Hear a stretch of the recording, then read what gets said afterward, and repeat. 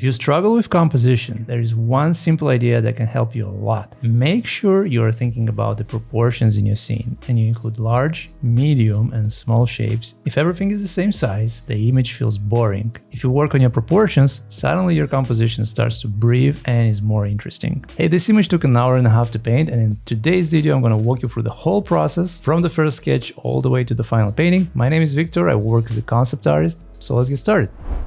So the first thing I'm doing is laying down a warm base layer on the canvas. Think of it as your underpainting, just like in traditional oil painting. It doesn't have to be particularly interesting, it just gives you something to react to instead of working on a blank canvas. Then you can move into a really simple line sketch. Just figure out the composition. Nothing detailed here, just placing things where they feel right. I'm imagining a dry, arid environment with distant mountains and a clear blue sky. This is where it gets important. I'm not thinking about details just yet, I'm thinking about shapes. So if the shapes don't work now, no amount of rendering will fix that later. You can start placing some vegetation, maybe trees, and larger landforms, but keep everything simplified and intentional. Try to stay away from messy compositions or random stuff. At this stage, accuracy really doesn't matter that much. You're not trying to create a super complex drawing. What matters is that you understand what's happening in the scene, where things sit, how they relate to each other, and how the viewer's eye might move throughout the image. That's the foundation you'll build on later.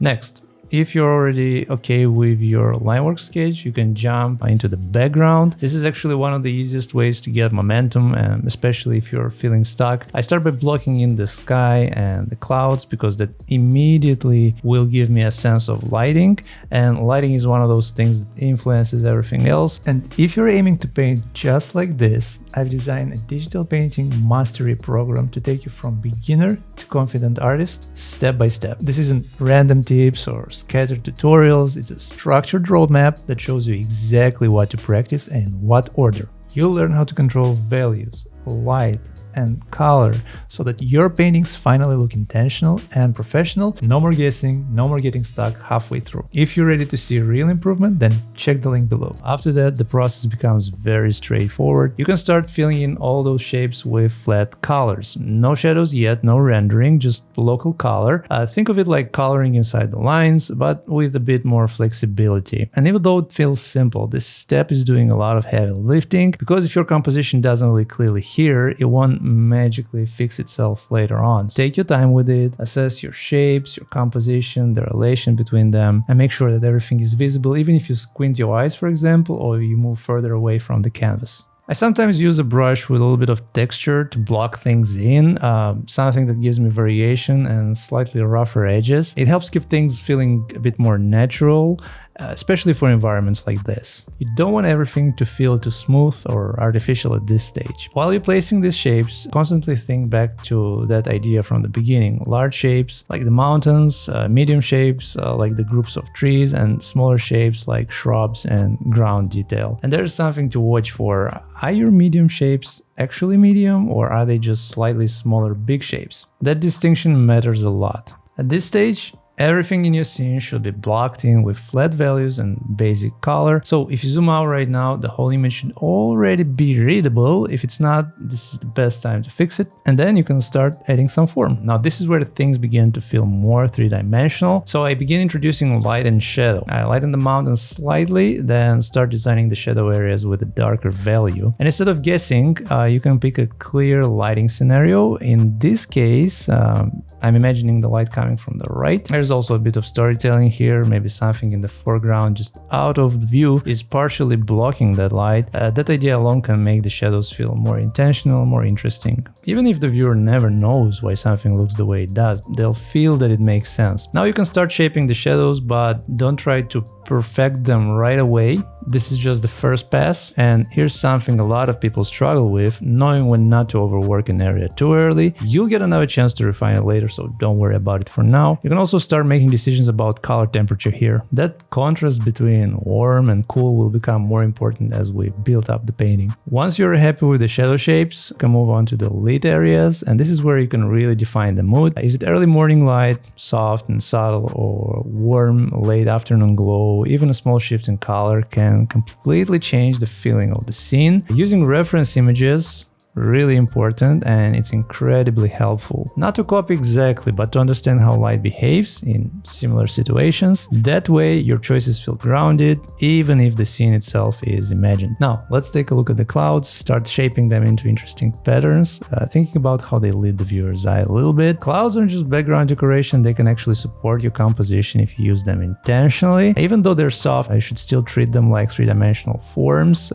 They have light sides and shadow sides, just like everything else. And of course, the direction of light on your clouds should match the rest of the scene. It sounds obvious, but it's easy to overlook sometimes. At this point, you might start feeling a bit too familiar with the image. That's totally normal. So here's a trick that can help you figure out maybe some errors. Flip your canvas horizontally from time to time. It will give you a fresh perspective and help you catch mistakes you might have not noticed otherwise. Suddenly, things that felt fine might look slightly off, so that's exactly what you want to see. Moving on, I start developing the trees. Again, thinking in terms of form rather than detail. You can darken the lower areas where the less light reaches and keep the top slightly lighter. Since most of the trees are in shadow, the main light source affecting them is actually the sky. So I lean into slightly cooler tones for the lit areas. It's subtle, but it adds depth and helps separate them from the warmer ground. For the brushes, you can pick something with a bit of texture and softer edges. That way the marks feel more organic. And here's something to think about: does your brush choice match the material you're painting? That alone can make a big difference sometimes. Now let's introduce some color variation for the ground: warmer and cooler patches, small shifts in hue, nothing extreme, just enough to keep it from feeling flat and boring. Everything is the same color, the viewer loses interest quickly. Then you can move back to the mountain in the midground. This is where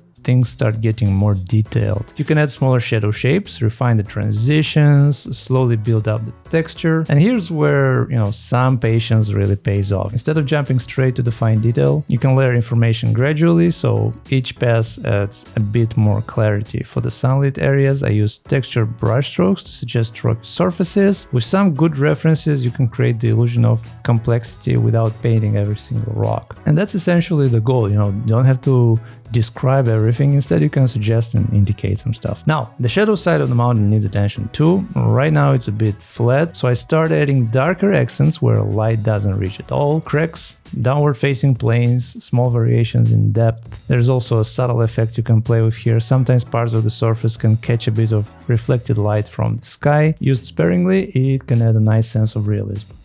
Feeling flat and boring, everything is the same color, the viewer loses interest quickly. Then you can move back to the mountain in the midground. This is where things start getting more detailed. You can add smaller shadow shapes, refine the transitions, slowly build up the texture. And here's where, some patience really pays off. Instead of jumping straight to the fine detail, you can layer information gradually, so each pass adds a bit more clarity. For the sunlit areas, I use texture brush strokes to suggest rocky surfaces. With some good references, you can create the illusion of complexity without painting every single rock. And that's essentially the goal. You don't have to describe everything. Instead, you can suggest and indicate some stuff. Now, the shadow side of the mountain needs attention too. Right now it's a bit flat, so I start adding darker accents where light doesn't reach at all. Cracks, downward facing planes. Now, as you work on your image, keep zooming in and out, check the overall image, then focus on specific areas. That balance helps keep everything cohesive. If you stay zoomed in too long, it's easy to lose sight of the bigger picture.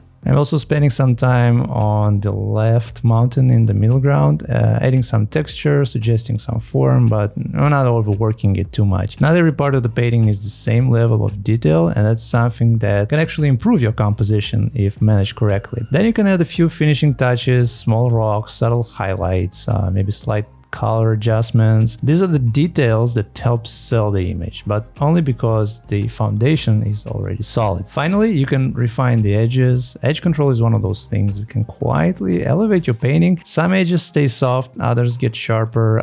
That variation helps guide the viewer's eye without them even realizing it. And here's something to look for. Where do you want the viewer to focus his attention first? Those areas usually get the sharpest edges and the biggest contrast overall. Now, as you work on your image, keep zooming in and out, check the overall image, then focus on specific areas. That balance helps keep everything cohesive. If you stay zoomed in too long, it's easy to lose sight of the bigger picture. I'm also spending some time on the left mountain in the middle ground, adding some texture, suggesting some form, but I'm not overworking it too much. Not every part of the painting needs the same level of detail, and that's something that can actually improve your composition if managed correctly. Alright, let's take a step back and look at the final image. I made a few last adjustments to the color balance and added a bit of sharpness overall, just small tweaks to bring everything together. And here's something to think about. If you compare this to the very first stage, the structure hasn't really changed, it's just been refined step by step. That's really what the process is all about. Thank you so much for watching all the way through. If you enjoyed this, feel free to subscribe and drop a like and ask any questions you have in the comments below. And if you want to see more videos like this, there's definitely more coming. I'll see you in the next one.